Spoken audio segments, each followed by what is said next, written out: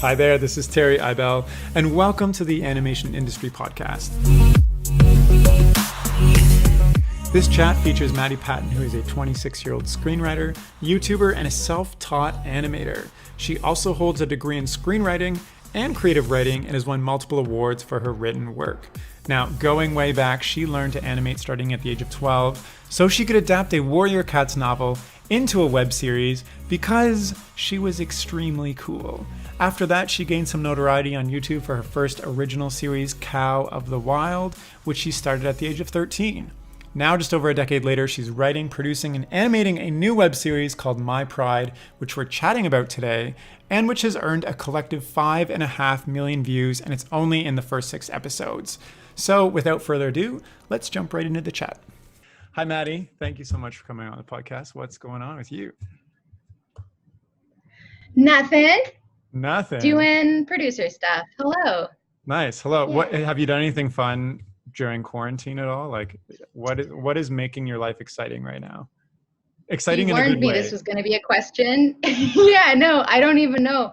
I've been so careful during quarantine. Like, the most exciting thing in my life is like I play D&D. Ooh. That's fun. It's like the only friend activity I do anymore. What's your character? Yeah. Can you describe your character? Yeah, online games. I have so many. The one I like the most right now is a Scottish dragonborn bard who plays the bagpipes. Wow. And he's a man.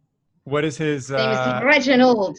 Reginald. How does he attack? Does he attack with bagpipe music? He does not. I sort of wish he did. He uses bagpipe music to psych up his team. Oh. He has a knife he attacks with. He spits acid at people. What else? Wait. He says he spits insults acid at people? Yeah, if you're a copper dragonborn, acid is just one of the things you get to do. Doesn't it's he very erode exciting. the bagpipes after a while though? Like, isn't that like a bad combo? I'm sure he replaces them often. It's fine. It's fine. He's got a bagpipe budget. Okay, let's chat about your producer life, because you're working on some really cool stuff right now, and I'm really happy we're chatting. So first, before we get into this, I want to kind of go back to when this all started for you. And if anybody listening knows what Warrior Cats is, then maybe you can explain how Warrior Cats influenced your professional career right now when you were 12 years old. Yeah.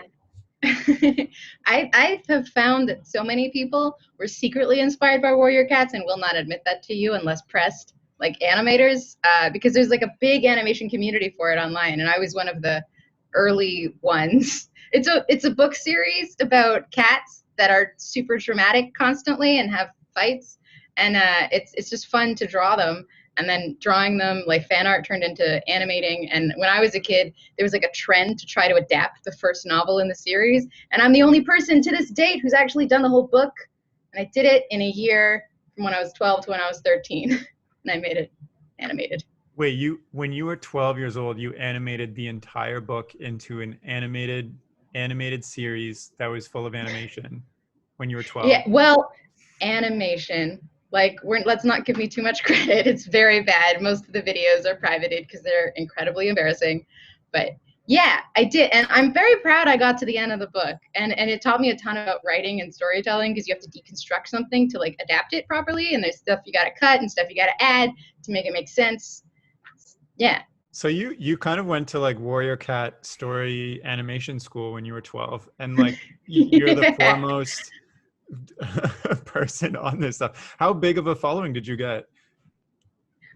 So from Warrior Cats, I don't remember how big it got just from that. I think I got to maybe 20,000 subscribers, and then I got like much bigger when after that I was like, I want to keep animating. So I made my own original series and wrote my own scripts for another one called Cow of the Wild, which technically just ended last year, and I'm 26. So yeah, and then that one got me 75,000 subscribers eventually.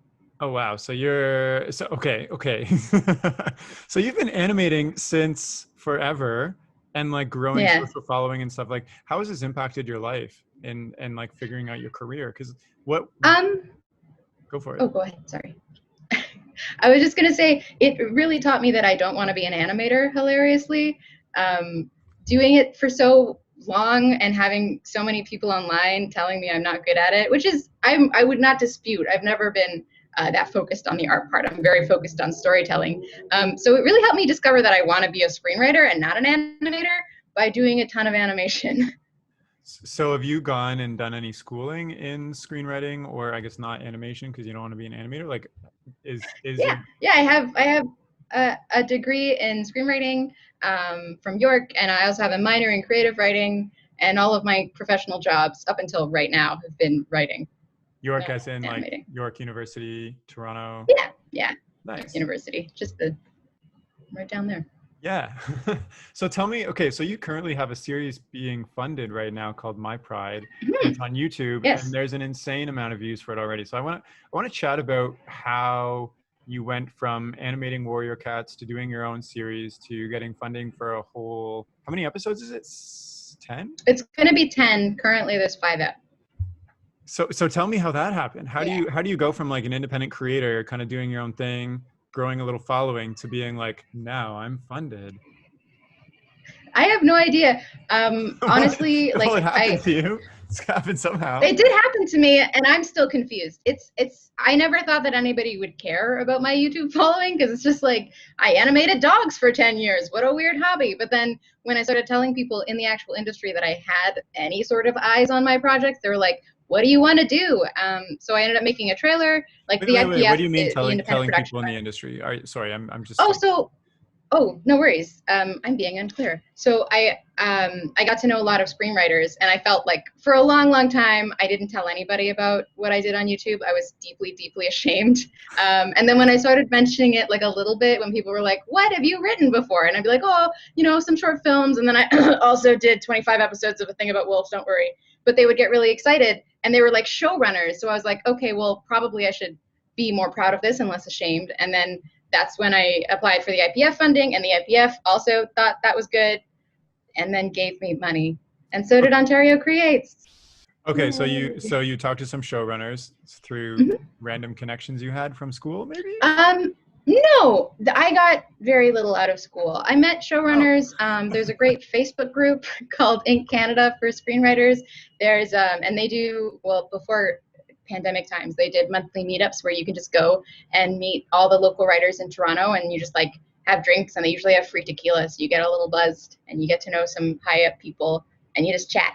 And That that's how I sounds met great. them. I want to attend this just for the You free should. tequila alone. Exactly. Right? So you're chatting with these people at these networking events, which I think is very smart of you. And then suddenly you get the confidence, or you decide to turn this into like a real thing. Well, it's not quite suddenly. Like one specific person who, I don't know if he'd be comfortable with me saying who he is, but one specific person I told this about, he was like, that's amazing. I want to show you my agent. And then when an agent, which is incredibly hard to get for a writer, was like, oh, I want to sign you because you've done this thing on YouTube, then I got confidence in it, because I was like, okay, real people care, and real people want to, yeah. That's incredible, but that just shows, I guess, the power of connections, and also doing your own stuff on the side since you were 12 years old and animating. Absolutely. So did anything happen with the agent? Because that sounds like a separate story than this other funding that you've gotten. She is still my agent. Oh, wow. She gets me jobs. That's nice. How I get jobs. Yeah. What kind of, like screenwriting jobs? Yeah. Yeah. Like, I don't know how to elaborate on that. Examples? I'm attached as a writer on an upcoming animated project that does not have a broadcaster yet. I worked on Odd Squad, which is a show for kids. I just had a meeting with Wild Brain like 2 days ago that she set up. She sets up meetings with like showrunners to get advice. She can set up pitch meetings, places if I want to. She's great. She does lots of stuff. Agents are great. This is the first I've ever heard of like somebody kind of having an agent to set them up with like showrunners and stuff. Because from my really? Well, yeah, from my understanding, like if you want to like write or work on or pitch a show or anything, you got to like do it all yourself or get your own connections or whatever. I didn't know there were. Well, I mean, she sets me. So far, like it's not like she's been like, you get a job immediately after meeting the showrunner, but she'll be like, another one of my clients runs this show. You should have coffee and tell them about yourself.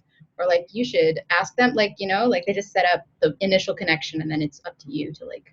That's pretty awesome. Have you tried to do things on your own? Like it just sounds like she does. She kind of sets you up with these stuff, so you don't even have to. Yeah. Well, one thing about agents, I mean, this is getting way into writing and not into animating, and it's a little bit unfortunate. Is that most? Sorry. That's Okay, fun. good.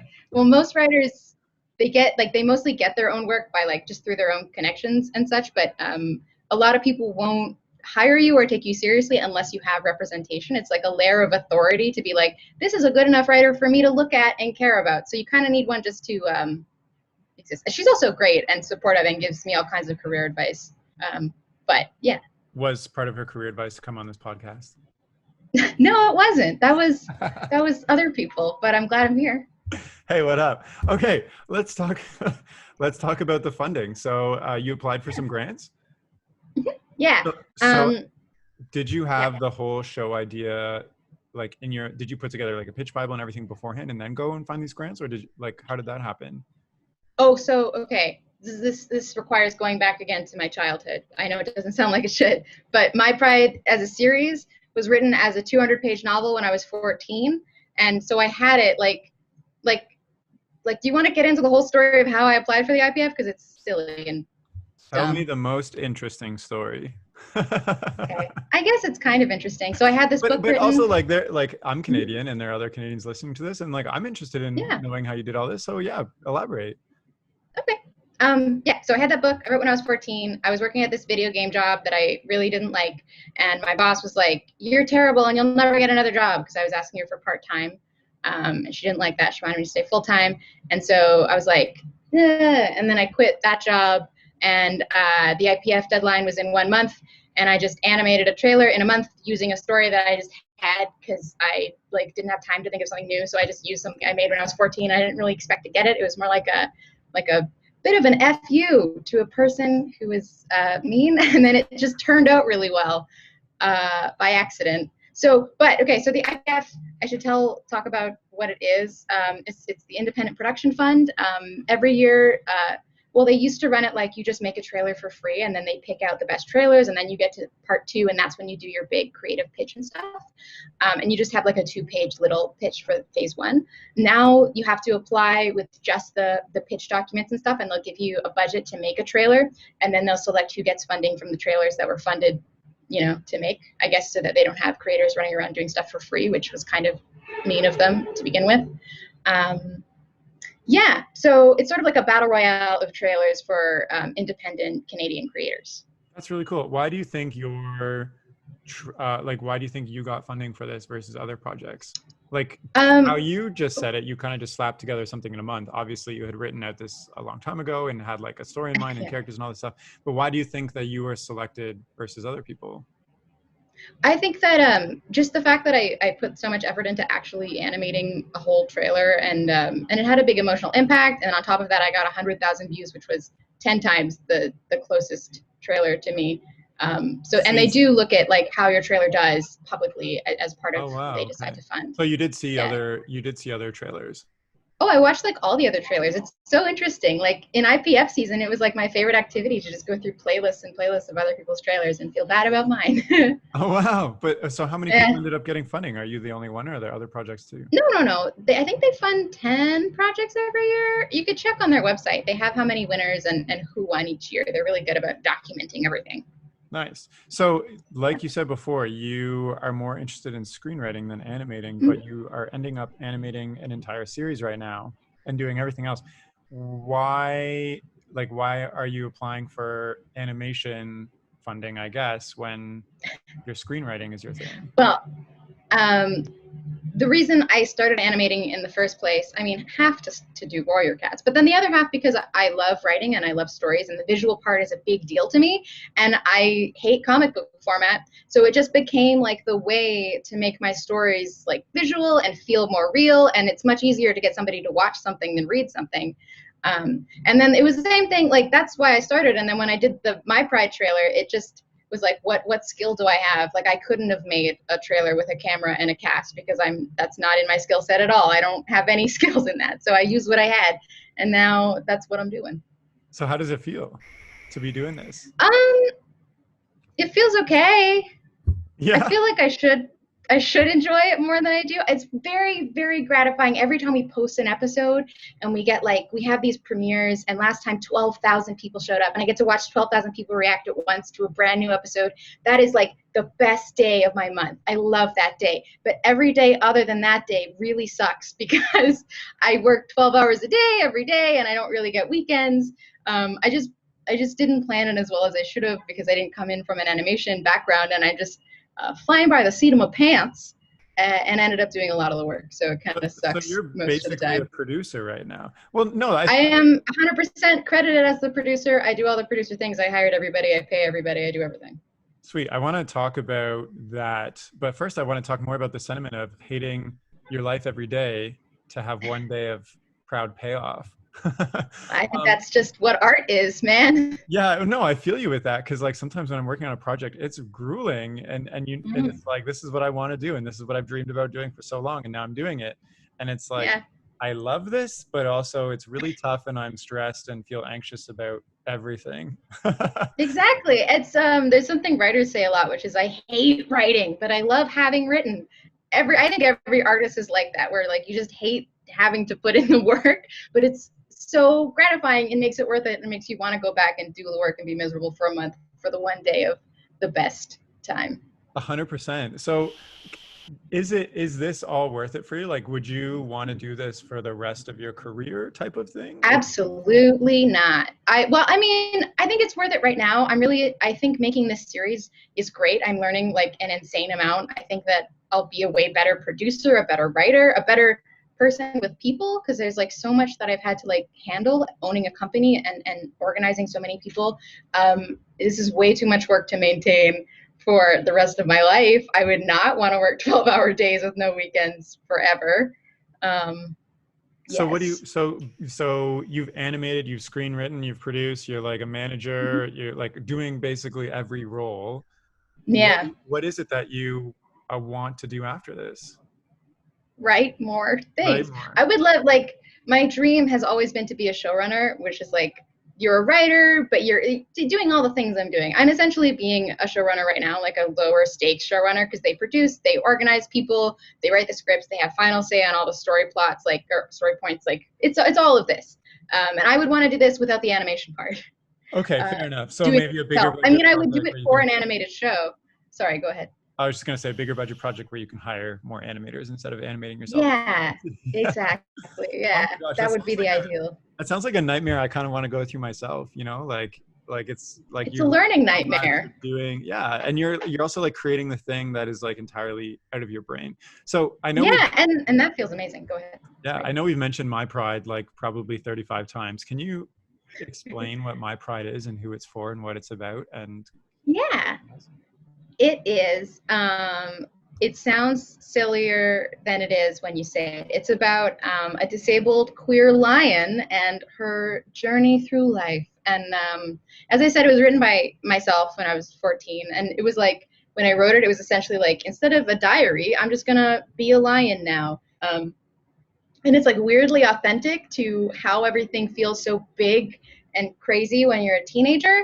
But in a fantasy story. I don't know. I feel like it's the drama and intensity of teenagehood, but as a lion in a fun little package. So if you wrote it for when you were a kid, is it for that same age group? It is for teens. It is not for young kids. There's some violence in it, and there's some heavy themes. Like there's themes of like abuse. There's themes of misogyny. There's themes of homophobia because the lead is gay. There's a lot of heavy themes, so I wouldn't say for like 12-year-olds. I would say, like, whenever we pitch this, we say it's like 15 to 25, and that's our main demo on YouTube. Nice. So how does it, yeah. So you said a lot of these things are like things you're going through when you were a kid, like it was a diary, I guess. So how does it feel to put your heart on your sleeve like that and then have a premiere where 12,000 people show up and then be like, oh my gosh, there's that scene that's so personal to me, and then have people react to it? Like, what does that feel like? It's deeply, deeply terrifying. I always hate the episodes with a passion the day before they go out. Like, I'm like, this is the worst thing I've ever done. They're going to tell me I'm terrible. They're going to tell me I'm awful. They're going to say, like, this was good until now, but now it's taken a bad turn and I hate it. But every single time so far, they've loved it and they've just related to it. And I think that's, like, part of why I love being a writer so much. I can say, like, like very personal, intense things, and have the validation of someone coming back and being like, yeah, me too. I feel that. You made me feel seen, and we can both see each other, and it's great.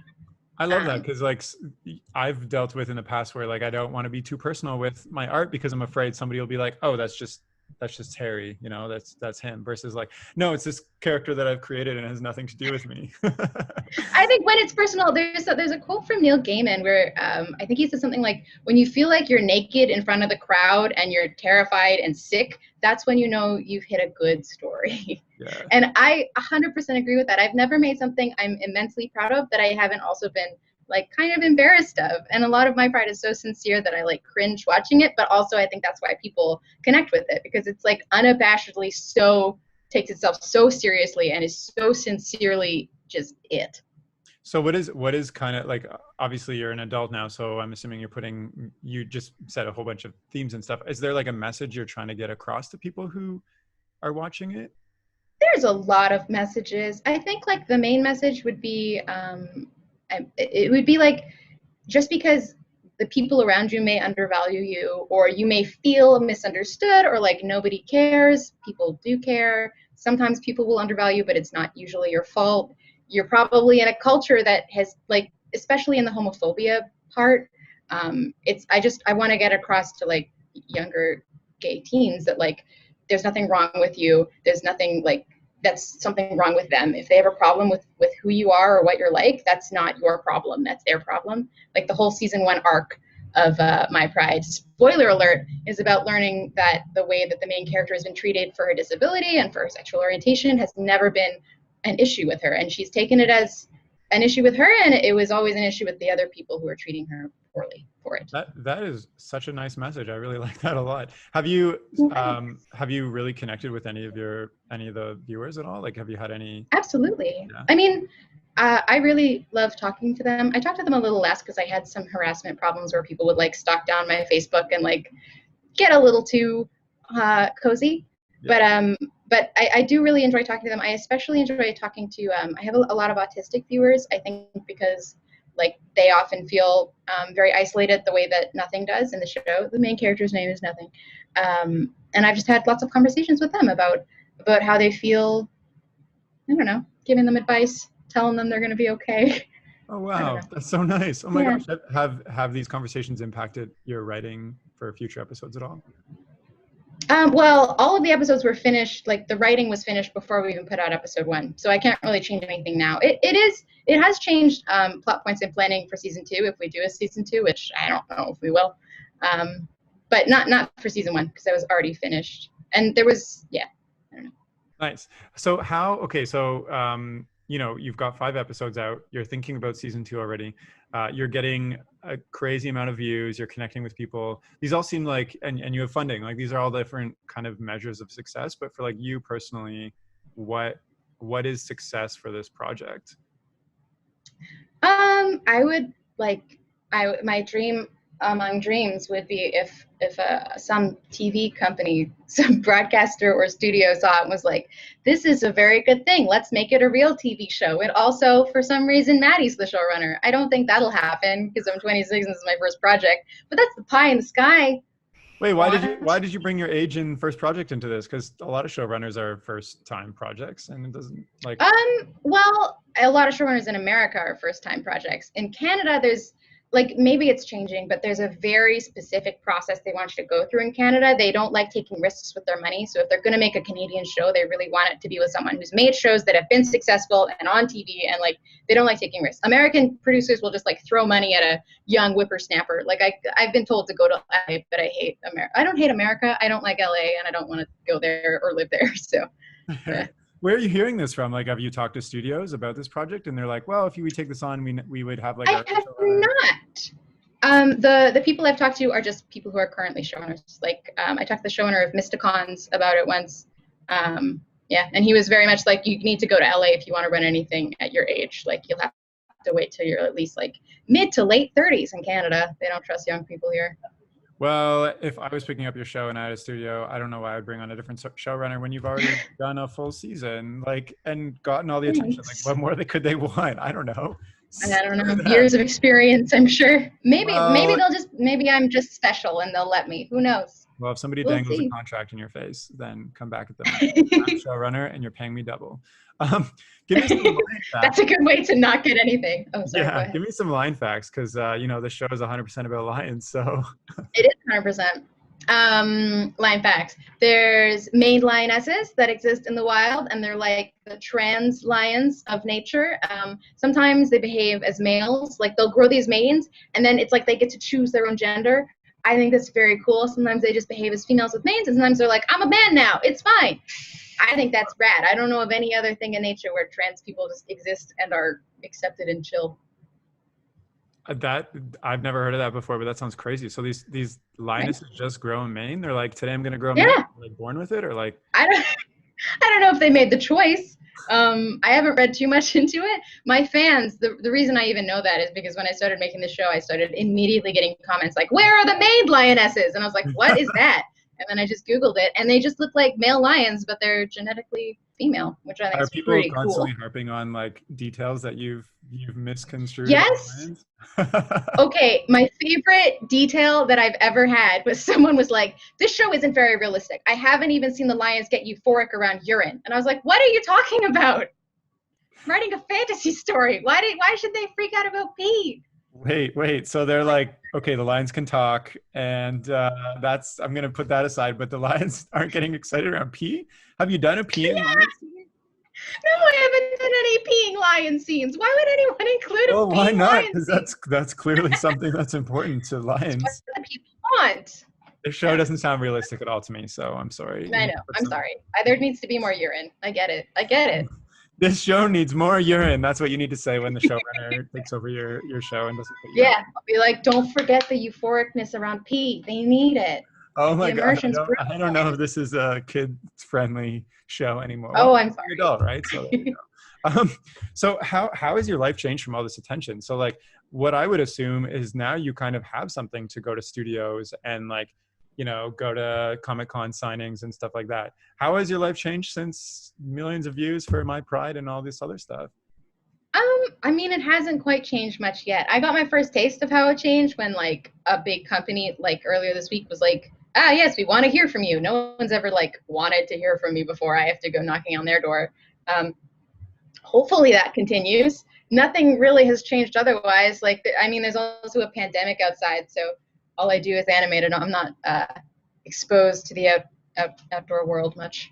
Fair enough. So can I ask? So you have this grant that's funding 100% the series. Are you making your own salary out of this and stuff like that too?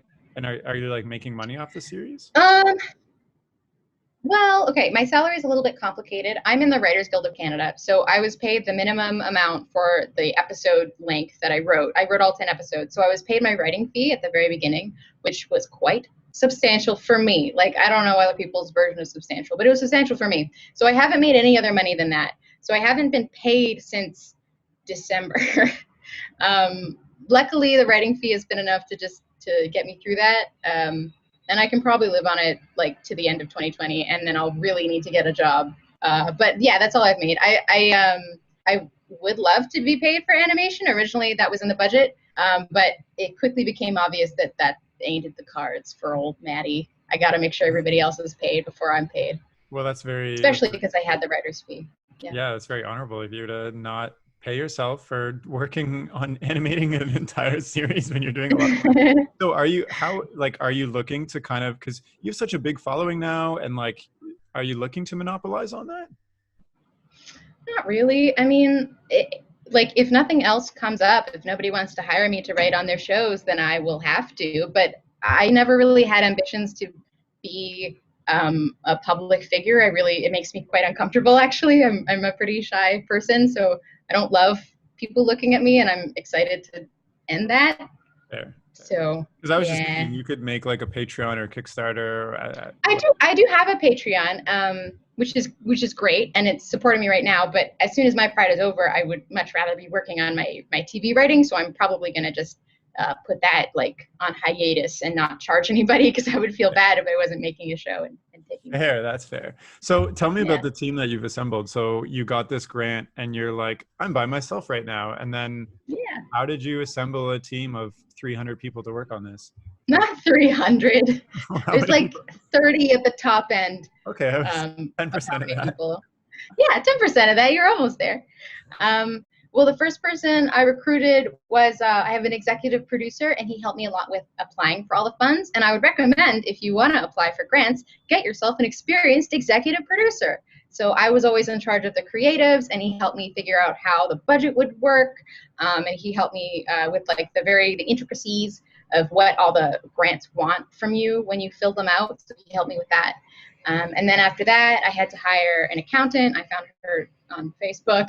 I had to hire animators. Right now we have 5 of them. They're amazing. They're mostly recommendations through friends from Sheridan, actually. Hey, what up? Hey. Wait, how did you find this And executive producer? Because you were like, get an executive producer. Like, okay. oh yeah, Producer. that would be from earlier networking. It's actually funny, in university I was almost his intern. I like was looking for an internship, and then we interviewed, and like nothing happened, but I kept his contact information. I remembered that he was a web series producer, and when I was making my trailer, I was like, oh God, I need help with it. Like I need help if I get to phase 2. Who do I know? And he was the only person I knew who produces, and luckily he said yes. Now he's working for you. So, now he's working for me. So you have 30 people working on this production. That is insane. And yeah. So how do you manage that all with also animating and, well, the script is done?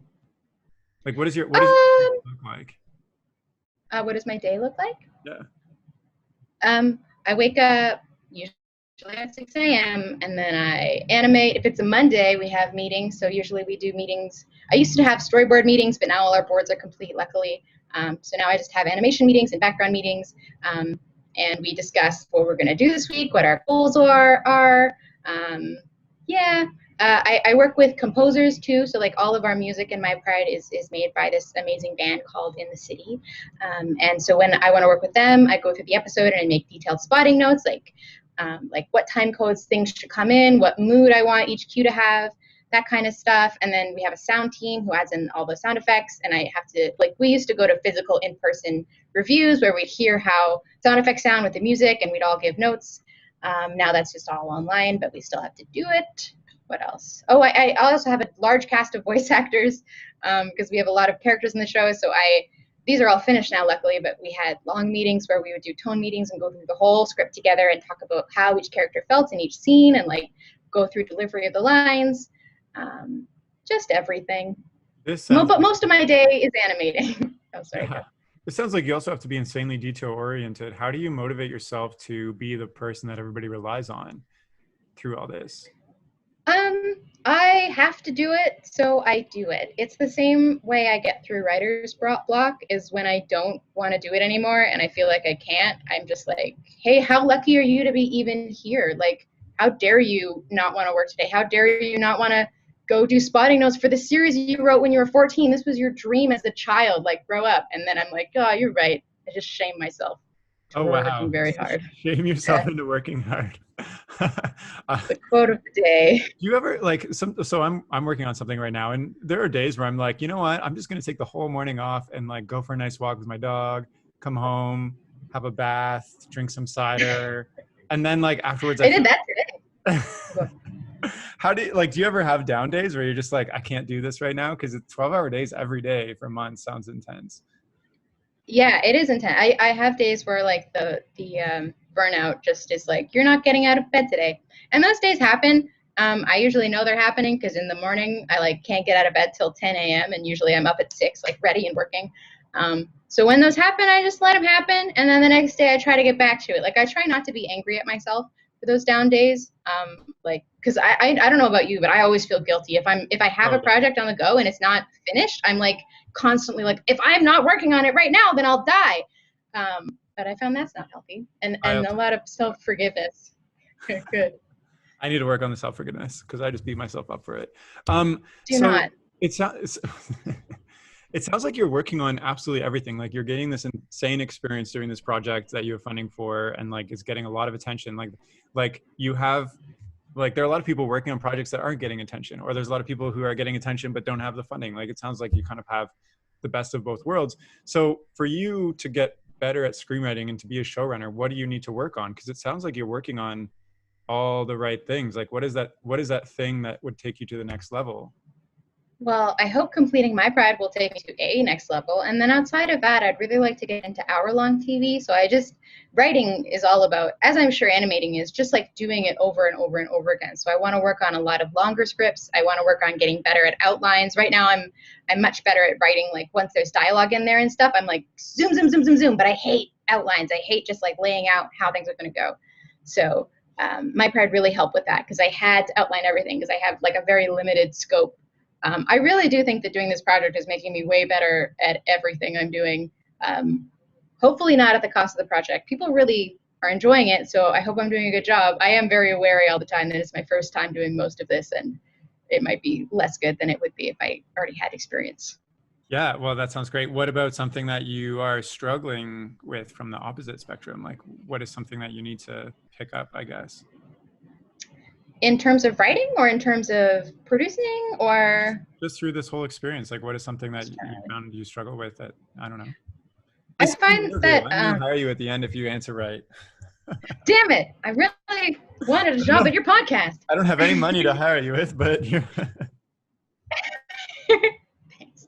I think that I need to get, I'm not so great with people skills. I think I'm really good at like sitting down and doing the work. But I'm worse at communicating. I really hate telling people bad news. Like when I have good notes, I'm like so happy to like get back to people and be like, you're amazing, I love this. And then if I have a negative note, I feel so guilty telling anyone that they're not like doing the best because I couldn't do as good as they're doing, but I still have a note. So I do need to get better about negative notes and delivery of those and just like communicating clearly. I feel like I've run into a lot of problems from me not having quite so good managerial skills because I've never done it. there. Yeah, that's something I struggle with too, giving negative feedback. I'll just either avoid it or like try to be upfront, and then I'm just mean. And then Exactly. I always feel mean, like, because I want to avoid it and I'm like, just get it out of the way. But then when I just get it out of the way, it comes off as so blunt and horrible and I look like an asshole. there should be classes on how to give negative feedback. Oh God, I would take that in a moment. That is a business idea. How to do that gently but like firmly. I would kill to know. Well, I'm gonna look up this afterwards. Maybe there's already a class. So like you're working on this project. When is it going to be finished? Because you said the grant is taking you through to the rest of 2020. Yeah, so the last episode is supposed to come out on December 27th. I don't know if we will stay on schedule because originally this was supposed to end in September and it has just like stretched. Did you say December 27th? December 27th, yeah. Like I'm still on Christmas this. and New Year's. Between Christmas and New Year's. I know that that's probably not a great release date, but we do last Sunday of every month, and that's the last Sunday that it fell on. So But there's so many. maybe it'll end up being January. People will be home. They'll watch it. We have loyal fans. It's fine.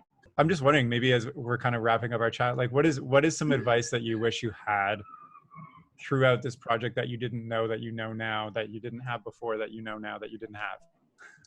That was a very good way to phrase that, and I'm proud of you. I am not sure. I think actually the number one advice I would take would be to trust your instincts. There have been a few things that have gone wrong that I have like foreseen going wrong as soon as I started, and then I've been like, you're just being anxious. Don't think about that. And then they have gone exactly the wrong in the ways I thought. So trusting your instincts is very, very important. They're better than you think. Advice or anything else? I guess advice, if you like, a lot of people have said that like exactly what I'm doing is what their dream is. Like they want to make something like with complete creative control and they want it to be paid, and I'm doing the thing they want to do. And I would say like that you can do it. Like number one would be, don't think that that's just a dream. That's absolutely doable. All you have to do is like put in the research and put in the work. And if you put in the time and the work and the effort, things just happen. I've found in my life, nothing's impossible. If you do that, I guess that's it. When you say research, what do you mean by research? Well, I mean, if you just have an idea, like I wish I had a show, then like that doesn't give you anything. If you say, I wish I had a show, and then that drives you to Google, what are some grants I can apply to? How do I get the skills to make the show? who are people I could hire? Who could help me with this? Who can I ask for advice? Like, those are productive questions. And just saying I want this is not productive. Like, it's also with screenwriting. I have some friends who are like, how did you get anywhere in screenwriting? It's incredibly difficult to like get your first job and such. And it's just like you have to go and meet people and research where you should go and research who you should talk to and like put in all the effort. Totally. I think including myself, a lot of people think that the only way you get a show is to get it picked up by a network or a studio or something, and then it's made. But like, there are grants and stuff out there and other funds that can totally do that. Yeah. So I think that's awesome. Especially in Canada. And like, I mean, I got the grant because I'd done a lot of unpaid work before. Like, I had my Warrior Cats series when I was 12, and I had my other series that I did for free in high school. And having something, like anything, even like having that online series helped me get into university, helped me get my agent. It helped my career immensely. It also taught me how to write, because I wrote 25 episodes or something before I was even like anywhere in my career. And that's useful. Like, even if it's free work, if you're doing it for yourself and telling your own story, I don't think that's ever wasted time. Totally. It's like there's a perception of like, I'll start when I have it type of thing. Like, start writing when I'm on a show or something like that. So just like, just start now and just do it. You have to start now. The people who say I'll start writing when someone hires me to write, or I'll start writing when this, or I'll start writing when that, or when inspiration strikes, that drives me crazy. Inspiration is not going to strike. You have to be there at your desk, like trying, and it'll come if you like call it constantly, but it's not just going to like plop on your head from space. You have to be there putting in the work before you get inspiration for a really good story. Totally. Well, is there anything else you wanted to chat about as we wrap up? I guess not. Thank you for the lovely chat. Thank you for coming on to share your life's journey and what you're currently working on. I think it's really cool.